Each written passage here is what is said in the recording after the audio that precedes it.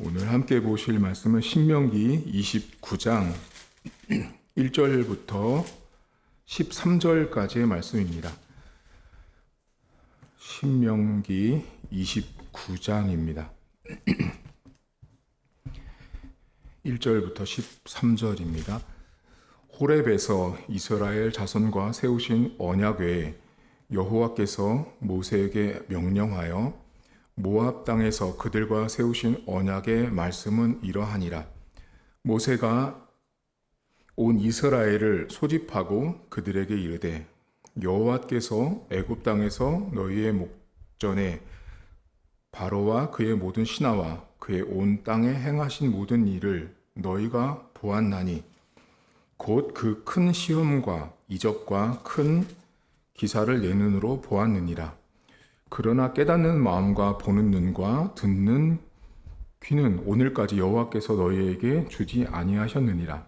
주께서 40년 동안 너희를 광야에서 인도하셨거니와 너희 몸에 옷이 낡아지지 아니하였고 너희 발의 신이 헤어지지 아니하였으며 너희에게 떡도 먹지 못하며 포도주나 독주를 마시지 못하게 하셨음은 주는 너희의 하나님 여호와이신 줄을 알게 하려 하심이니라. 너희가 이곳에 올 때 헤스본 왕 시온과 바산 왕 옥이 우리와 싸우러 나왔으므로 우리가 그들을 치고 그 땅을 차지하여 루벤과 갓과 므낫셋 반 지파에게 기업으로 주었나니 그런즉 너희는 이 언약의 말씀을 지켜 행하라. 그리하면 너희가 하는 모든 일이 형통하리라. 오늘 너희 곧 너희의 수령과 너희의 지파와 너희의 장로들과 너희의 지도자와 이스라엘 모든 남자와 너희의 유아들과 너희 아내와 및 내 진중에 있는 객과 너를 위하여 나무를 패는 자로부터 물기는 자까지 다 너희의 하나님 여호와 앞에 서 있는 것은 내 하나님 여호와의 언약에 참여하며 또 내 하나님 여호와께서 오늘 내게 하시는 맹세에 참여하여 여호와께서 내게 말씀하신 대로 또 내 조상 아브라함과 이삭과 야곱에게 맹세하신 대로 오늘 너를 세워 자기 백성을 삼으시고 그는 친히 내 하나님이 되시려 함이니라. 아멘.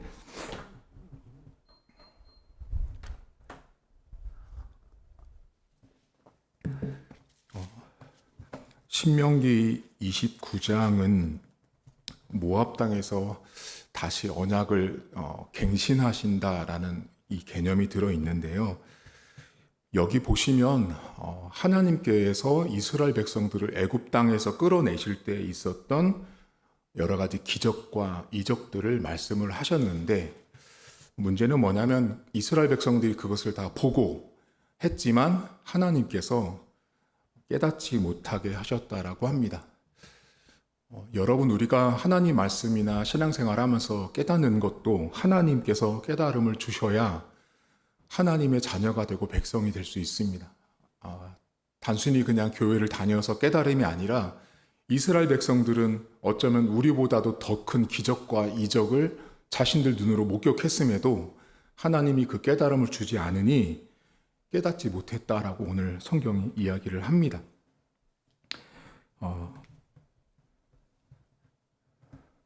9절에 보시면 하나님께서 이스라엘 백성들에게 그런즉 너희는 언약의 말씀을 지켜서 행하면 너희가 하는 일이 다 형통할 것이다 라고 말합니다. 우리가 익히 아는 말씀인데요.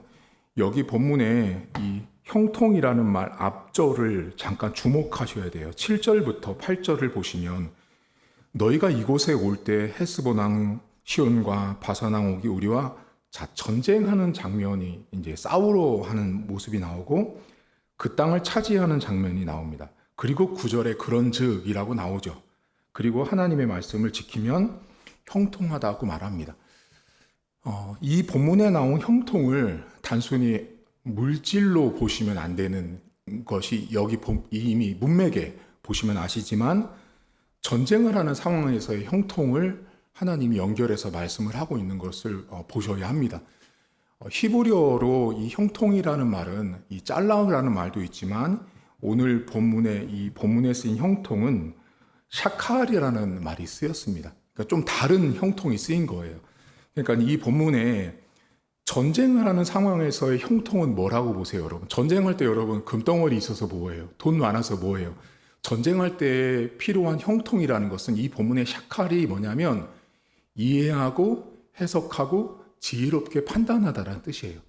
그러니까 하나님께서 당신의 백성들에게 삶의 어떤 환경, 여건, 상황 속에서 하나님이 때로는 정말로 물질의 축복을 주시기도 하지만 오늘 본문에 나온 형통처럼 어떤 상황을 해석하고 이해하고 판단하는 그런 이 샤칼이라고 하는 형통함을 주신다라는 것입니다.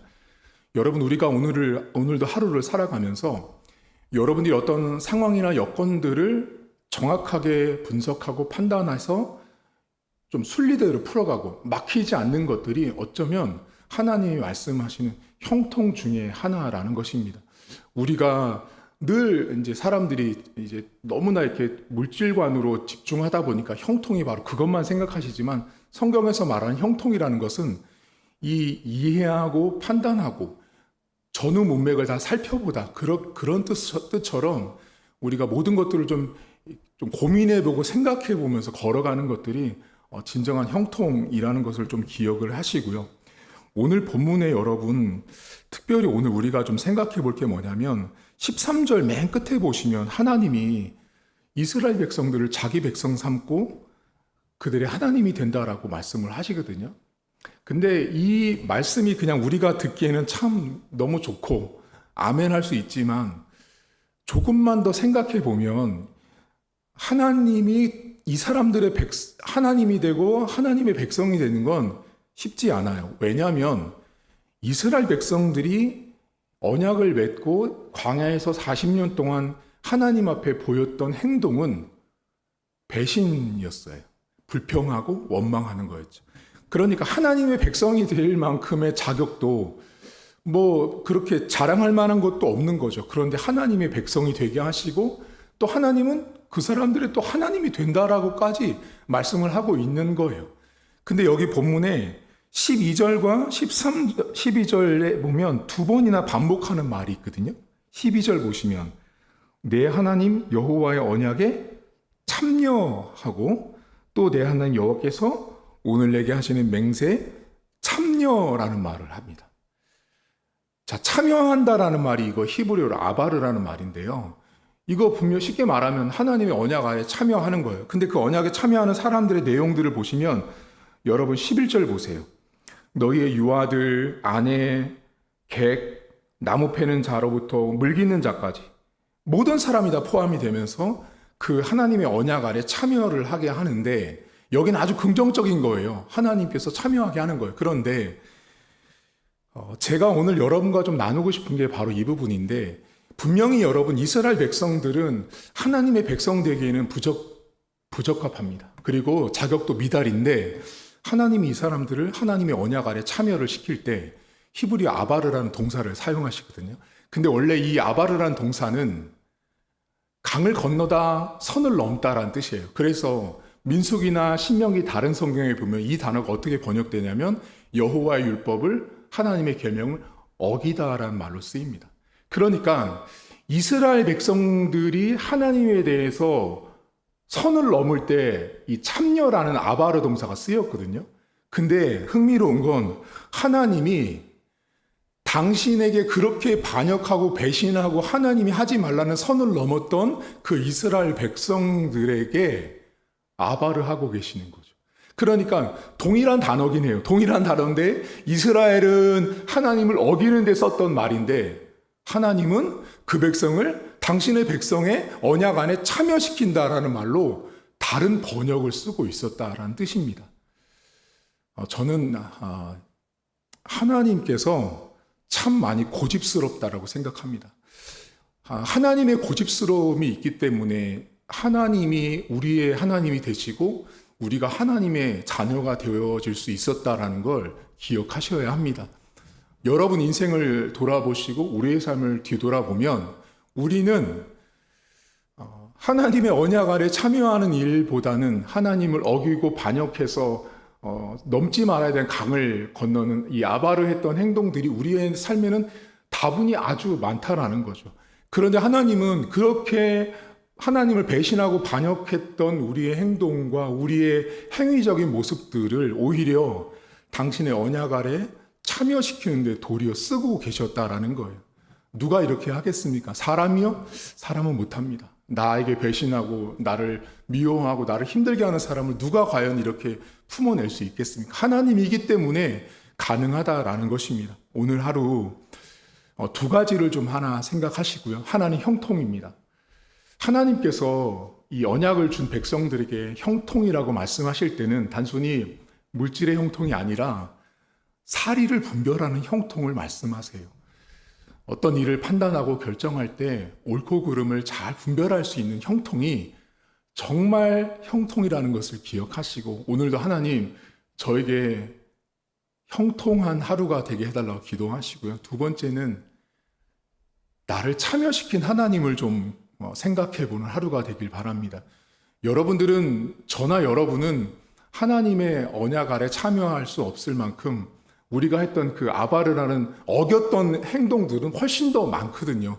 근데 하나님이 우리를 당신의 언약 아래 참여할 수 있도록 다시 불러주셨다라는 겁니다. 그래서 매 순간마다 우리는 선을 넘죠. 하나님과의 관계 속에서 항상 이렇게 보면 넘는 것 같아요. 하나님께서 분명히 하지 말라고 했던 계명들은 많은데 그 계명을 넘어서는 것이 우리 인간의 부족함이고 연약함인 것 같습니다. 그럼에도 하나님은 내가 너희 하나님이 되고 너희는 나의 백성이 된다라고 말씀합니다.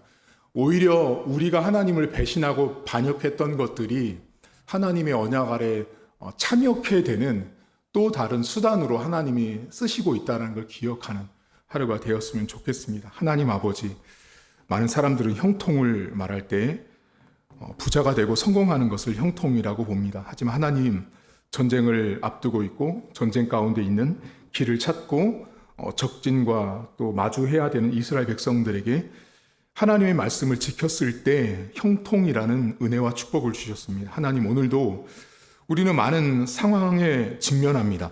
직장에서, 가정에서, 내가 만나는 사람들과의 관계 속에서 내가 많은 환경 속에 직면할 때 그때 하나님 우리에게 형통을 주시길 원합니다. 생각이나 결정이나 판단을 지혜롭게 할 수 있는 그런 형통함의 은혜가 우리 성도들에게 나타날 수 있도록 은혜를 주시고, 또한 하나님 아버지, 우리는 늘 하나님 앞에 참여하는 아바르가 아닌 어기는 아바르로 우리가 살아갔던 적이 훨씬 더 많습니다.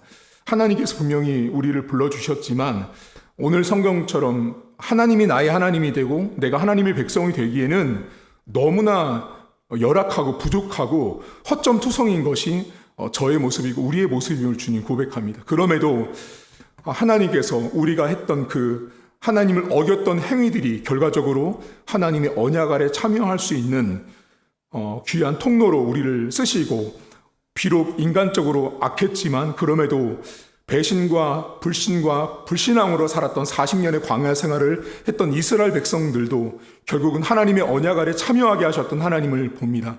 하나님, 오늘도 우리는 죄를 짓고 실수하고 넘어질 때마다 스스로 자포자기하고 절망하고 좌절하고 나 스스로 정죄합니다.